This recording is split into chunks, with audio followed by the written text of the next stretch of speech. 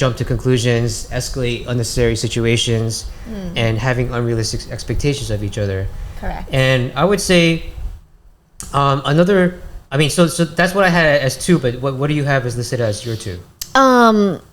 Another one is appreciation, showing acknowledgement and appreciation. We all need it and want it at times, and that also creates an understanding and reassurance of safety, being comfortable and secure in an environment that on the outside may not be.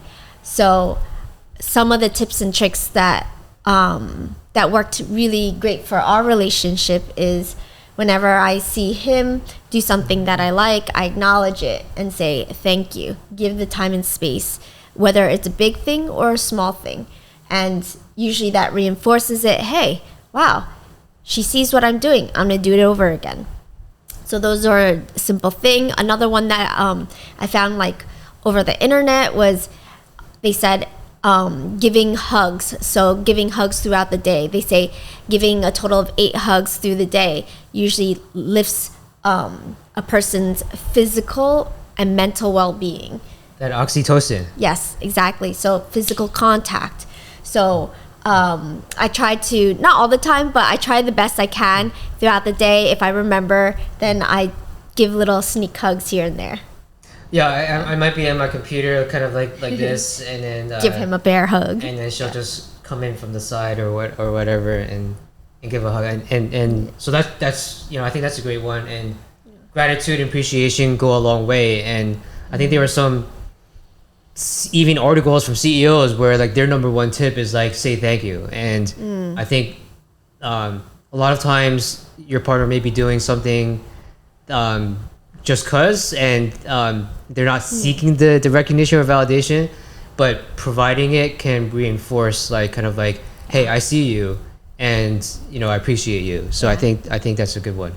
So that's her number 2. Yes. My number 3. I think part of it, the reason why we've lasted so long is setting it up for success in the beginning, which is selecting the right partner for me. And that is, choosing someone who's cooperative, so I have less headache to deal with. And I guess strategically, like, yes, everybody wants like the top of the top, but like what do you mean? I'm not top of the top? So you gotta choose someone that other people overlook, but has attributes and values that you care about. And the thing is, like, this whole like marketplace, it's not an efficient marketplace. So like you have to kind of like choose. You have to like specialize in an area that other people can't specialize or don't want to specialize in. So I think in your situation, I think a lot of people may have overlooked you or didn't consider you because of your height. And for me, it's like, yes, it's a nice to have, but it's not like a super important thing. There are a lot of other attributes that I saw in her that I value more. And so I think when it comes to selecting a partner, you have to be kind of like a little bit strategic, because if you choose attributes where everybody wants that attribute, you're just gonna set yourself up for a disaster, because they're gonna have constant desire to kind of like, maybe like test you and all this kind of stuff. And by choosing someone that's right for you is a better mindset than choosing the best available person ever. And I think having that mindset at least positioned us up for a better outcomes. I think so too. Yeah. So, but I think when it comes to like selecting partners, it's like choosing someone who's very positive, right? So I think that was really important. Mindset. That set us up for success.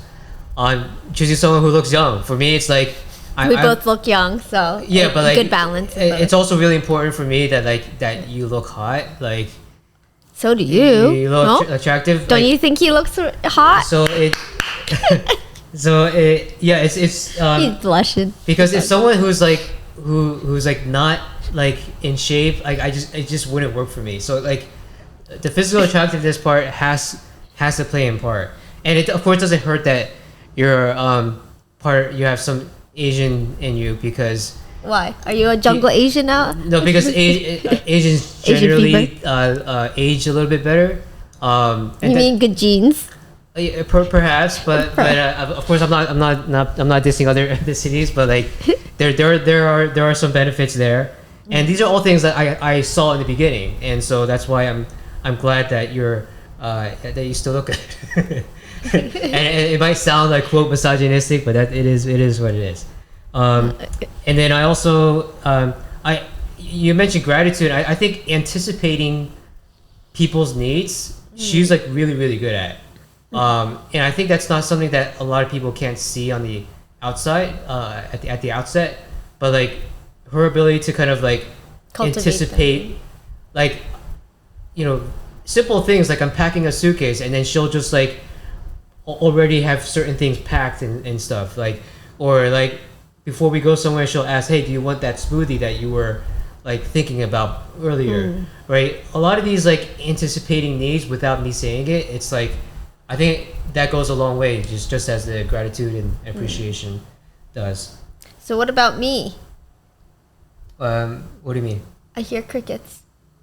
No, that is on your side. I said appreciation. No, for me. What? Anticipate my needs. So I don't do as good of a job there. And appreciation, you know. Yeah, so that's an area of improvement on my side. So, but I'm saying like the reason why our relationship works is because one side does it better than the other side, right? So like if I was as giving as she was, the relationship wouldn't work either, because we'd be just giving each other competitions, giving competitions, and then like I'd be like helping out the neighbor, and she'd be like, I'm gonna help that neighbor too, and then before you know it, we're helping everybody else's neighbors. Hey, that's not a bad thing. Every other's jumping on other people's ships, and then there's no captain of this ship. So like that, like the Titanic. No, just kidding. Okay. Yeah, and I think that giving comes from your upbringing in terms of religion. Yeah.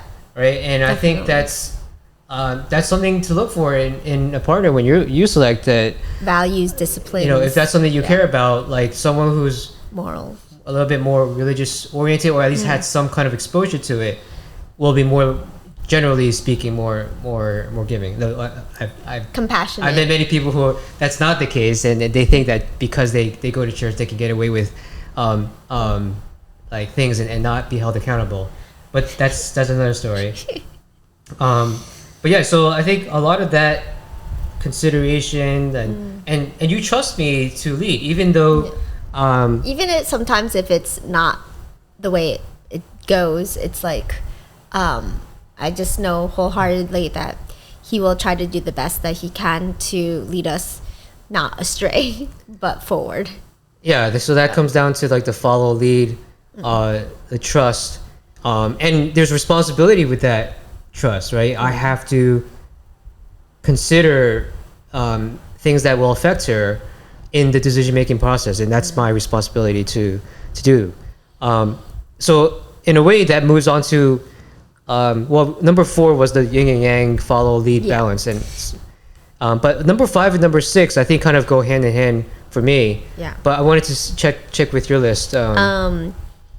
I guess another, preempting what each other's needs and wants are, and then giving and creating a vulnerable, like a safe space, meaning having an open and honest dialogue, and whether you agree with it or not, you're not judging people for it. So you're not prejudging, you're actually listening.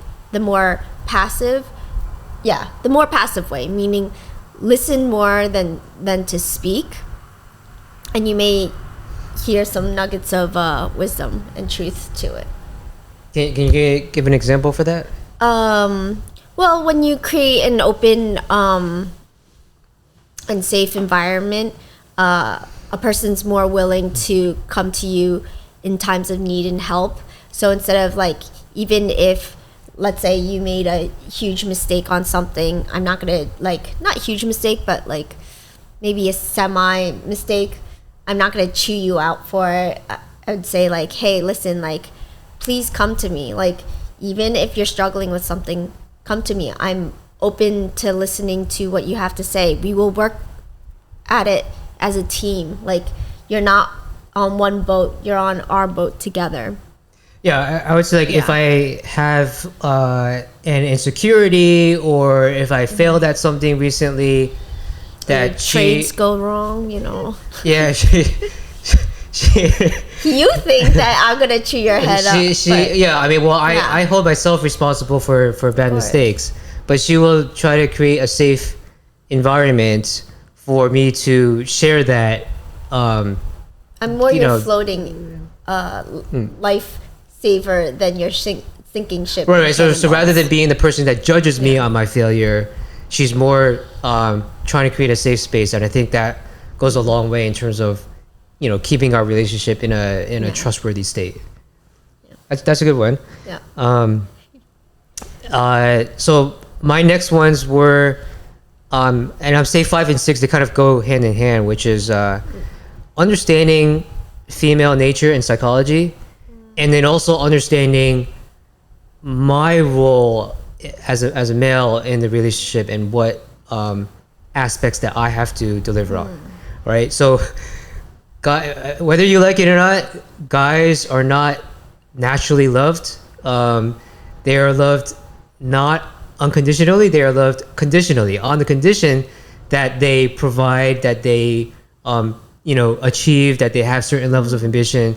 And it doesn't sound good, but I understand that's like the role of the male, and it's up to me to kind of continually deliver. Otherwise, I'm not loved. That's the way it is. The only person who will love you naturally is like your mother, but if you don't deliver, you're not going to be loved. Like, whereas women and children are always loved unconditionally. At least that's my belief. Did I do that to you? It's like, I guess when you do something wrong, I'll take it away from you. Right. So obviously, it's like there's more flexibility in this state, but this is the standard that I hold myself to. And yeah, I think understanding female nature and psychology is especially important in the early stages of the relationship. That's the stage when, like, earn the trust and respect. You have to earn trust and respect. Yeah. There's a constant need for, and still is, for entertainment. I get easily very bored. She gets bored super easily. I will never get bored like on my own. Like I'm perfectly self-sufficient. But like managing her possible boredom is a big point of stress on my side. And then also, especially in the early stages of the relationship, giving the gift of missing you, I think was a big point I learned. And I think in the early stages, if we spent too many days in a row together, that would have set the relationship up for failure. So it's like discipline. It's basically like, how can you mediate, moderate, and too much consumption of anything and everything is not a good thing, and you get bored of each other easily. So like, you can, I think for me, I don't know about you, I think we're on the same page of we can be our separate own entity, independent, but when we come together, we're a team, we're a group, we're a whole as one, but we can still function as separate people, and we can function together. And I think that is a very important thing for long-lasting sustainability and to thrive as a good relationship for couples. Yeah, and I think in the early stages, you got to have equal investment in the relationship. Like, if you overinvest your time and the other side doesn't, or effort or energy, then it becomes imbalanced. So the whole point is, like, you want to go like this with the relationship, like a ladder climb. Yeah. And you want to give the gift of missing, and it kind of like if I take one step forward, you have to take one step forward too. Yeah. If you don't, and I keep taking steps forward, I'm just going to scare you away. So that's just the fact of human nature. One tip or way that would help is if he's going forward and I'm in resistance, what he'll do is like metaphorically lend out his hand and guide me or say, hey, let's do it together.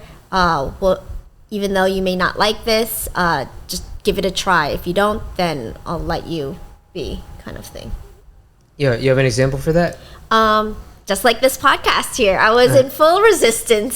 I didn't want to do it. Lazy, fear of being judged by others, a lot of work. But then slowly, he showed the way. We did stepping stones, little by little, and found out that this is a pretty fun thing to do together. And we enjoy going on this journey and building these adventures together. Yeah, and I think adventure is the right word. Like for our 16th anniversary, it's not like I got any special necklace or whatever. It's the experience of A lifetime. In a way, it's an experience of reflecting on the past 16 years. So getting all these lights set up, camera angles. Those are my flowers. They're my roses. These, the stage set, the journey itself is the adventure, and of course these are things that I quote provide, and I hope that the partner I have appreciates what I have to offer, and that's important in a relationship. If you offer something to the other side and the other side doesn't appreciate it or doesn't value it, then like it's not gonna work.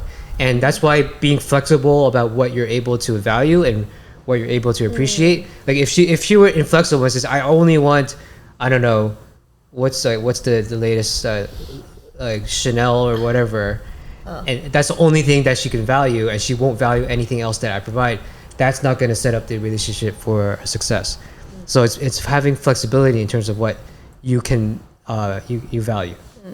It's about the process, not the goal. The goal in life is the icing on the cake, but to take the simple little steps day by day and appreciating and acknowledging it goes a long way. Yeah, and when it comes to the male role and responsibilities, I think there are three aspects that I think are important. One is stoicism. Stoicism is kind of this idea of like being able to do something even when you don't feel like going to the gym, you still do it. Yeah. And then kind of taking out the emotional feelings out of your assessment of situations. So I think like stoicism is kind of like being the rock of the relationship, like, and not kind of like falling apart. So I think that's one of them. And then that good tip to combat stoicism of like the feeling, I don't want to do this, I don't want to do that, giving complaints and excuses. A great way is to do something that you do like with exercise. So let's say you love watching that Netflix or that show. Watch that as you're on the treadmill or running, the elliptical, something like that. And I think, when one's doing that, is improving oneself, wouldn't you want your teammate to do the same thing as well too? So we do our own thing working out, but we do it together when we can. And if we can't, we do it separately. Yeah, so stoicism is self-accountability. Yes. It's removing emotions out of the equation. And so the second one is the male role in terms of protecting and providing, the ability to say no, establishing boundaries for the relationship, and being decisive, making decisions. Yeah. Making decisions, I think that these are important aspects of the male role.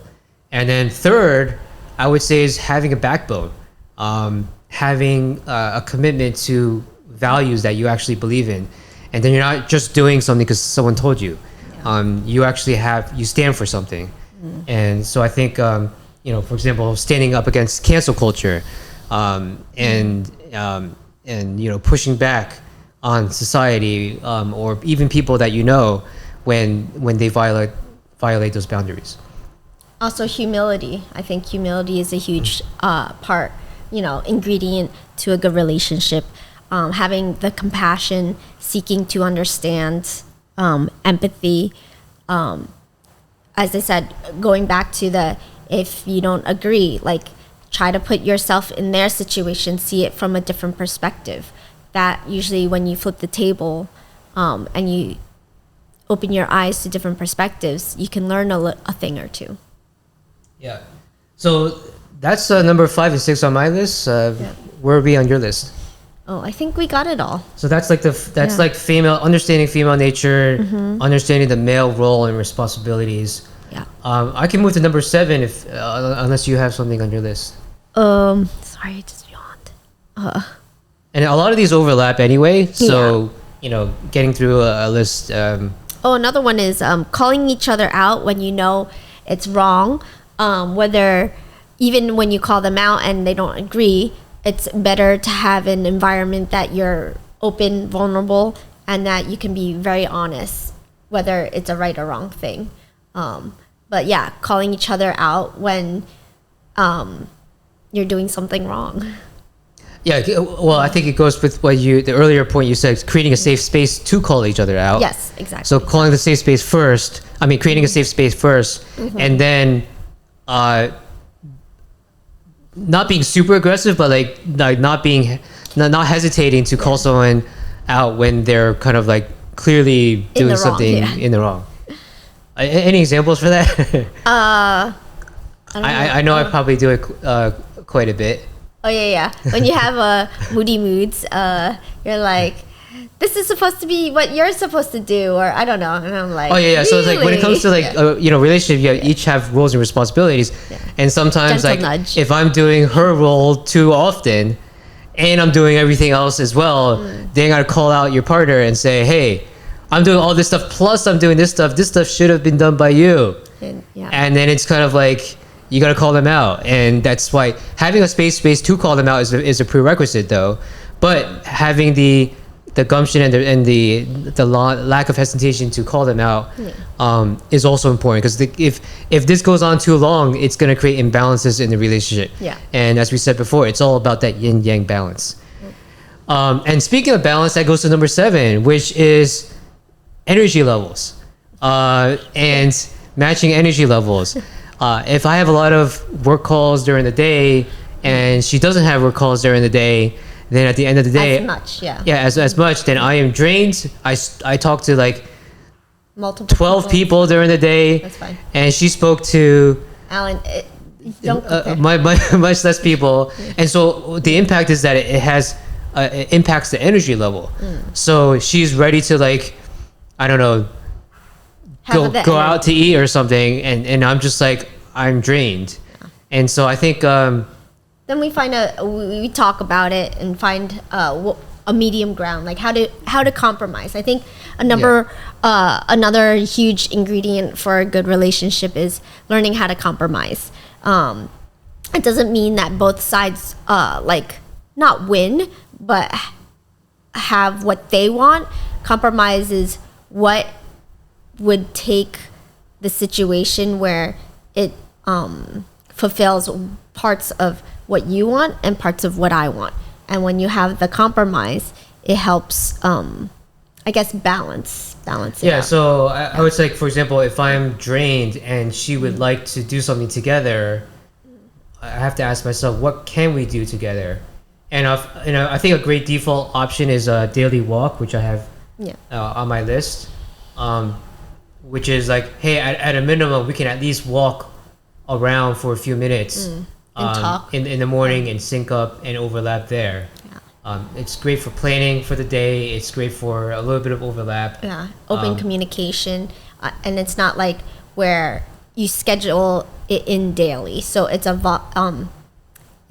you don't have to think about it. You just do it instead of when I need to talk now. And usually it's at that pinnacle of time where someone is hurt or upset, and then you have to talk. That's not good as well too. You want, as you said, the yin and the yang, the balance. I find like consistency.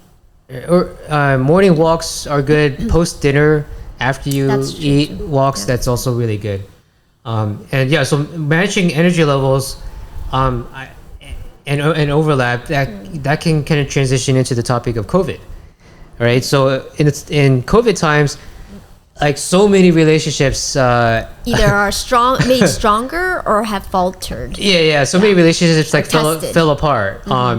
You have stories of people who live together, but they do all kinds of different activities normally. But then because of COVID, everything's shut down. They're forced to live together, Isolated. and then they can't handle being in each other's presence. Well, I think it's because of the usually nasty habits, certain things, and have knacks that people do that irk the other person.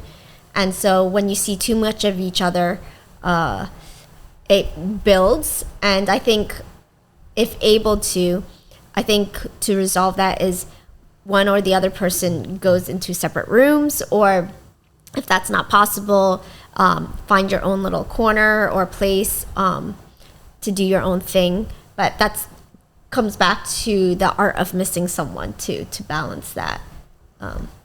Yeah, so obviously in COVID times, you can't give someone the art of missing you. So I think if this were like year one of a relationship, it would be way more difficult because... Do you think so? If thinking back? I mean, maybe I think we would have still pulled it off, but I think it's more difficult because, you're still in the early stages of like, you want to have like that attraction level sustained for a long period of time, especially in the beginning. Otherwise, you're just gonna get sick and you're gonna want something different. But yeah, I think during COVID times we survived. It's because prior to COVID, we've lived together. We've also worked together. So most of it was not new to us. We were already in the couple of years before that. Yeah, the whole working from home is already like been in place. For a long period of time. The only thing that was taken away really from us was going out, which was a bit of a change, but it's not as shocking compared to maybe other couples and things. Yeah, and also was proactive in engaging in hobbies like playing the cello during COVID, which filming is something that I did, but she didn't play the cello. But we were able to. No, but I filmed you. Right. Yeah. So she was able to participate in the process by holding the camera, behind the scenes.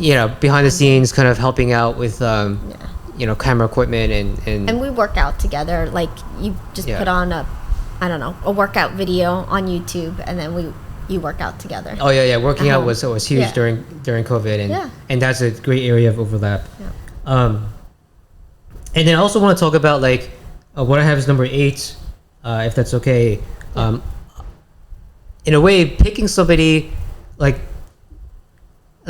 understanding like that opposites attract, and that we're able to fill each other's gaps. So like I'm like introvert. What's that message say? Oh, it's been like that. That's why I keep looking at the blue. Okay, we'll have to use this recording. That's probably out. Okay. Introvert, extrovert. Like, so I'm introvert. She's extrovert. She's more in product design. I'm more in tech and finance.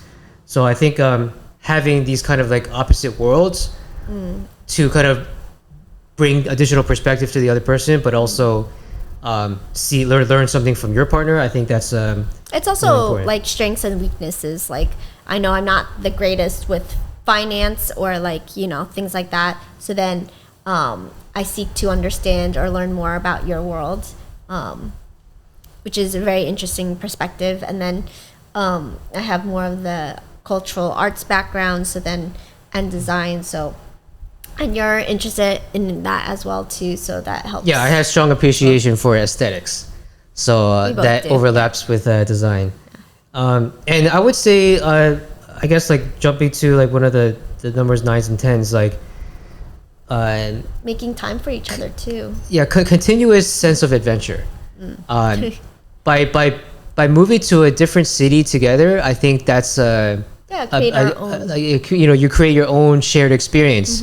You can live in the same city forever, but it's a little bit unique to be able to say, hey, this is unique to us.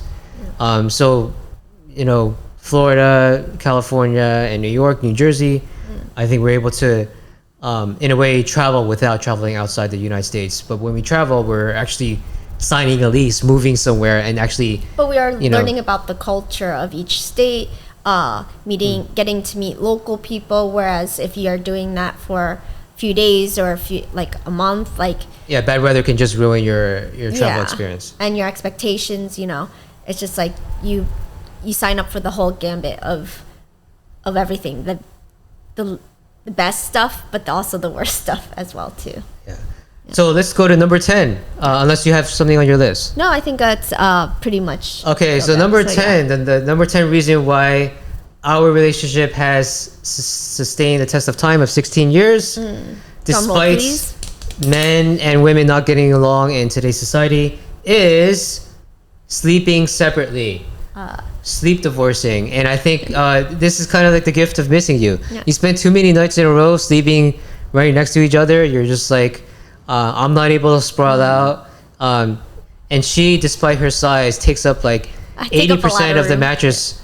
And I'm off on the edge, just kind of like huddled, like rotating, sometimes in that same 20% of the mattress. Yeah. So, sleep divorcing can do wonders for your relationship. What's the quality of the sleep? And when you have quality of sleep, your mood goes up, and you have a better personality in the morning, and you function better, and you also have a better relationship. But sometimes, if you're sleeping together all the time? Some people have different sleep habits as well too. I'm a light sleeper. I think Alan's more of a heavier sleeper, so it's just like every time he moves, I wake up. It's hard for me to fall asleep. I actually get sleep jealousy, meaning when he falls asleep and I hear him snore, I'm like, I wish I was doing that right now, but I'm having issues falling asleep, and it takes me quite a while because I get that FOMO of I want to be sleeping now. Yeah, so certainly as we age, sleep becomes more and more important, and I think it's more important to like quality. Shut black blinds, everything, sleeping masks, the whole gambit. But certainly in the early stages, it wasn't as important, but becomes more and more important. But I think having that good nights of sleep will make you in a better mental state when you do see each other and when you're awake. So I think, and you give your 100%, meaning that you're more cognizant, you're more there, you're more 100% there for the simple little things as well too. Yeah. All right, so there you have it. Those are 10 reasons why we've been together for 16 years, beating the odds when the rest of society is men hating women, women hating men, scrambling around, not getting along with each other. Nobody believes 1 + 1 = 3, even though I, as a math wizard, believe that, and you should too. But those are some of the reasons why we're still together after 16 years. So yeah, take those nuggets of wisdom and ingredients, make it your own. Everyone has a different, cookie, I guess, like ingredients, and make your cookie or your pot or plant flourish. So signing off, Carissa and Alan, design your life. Design your life. Woo!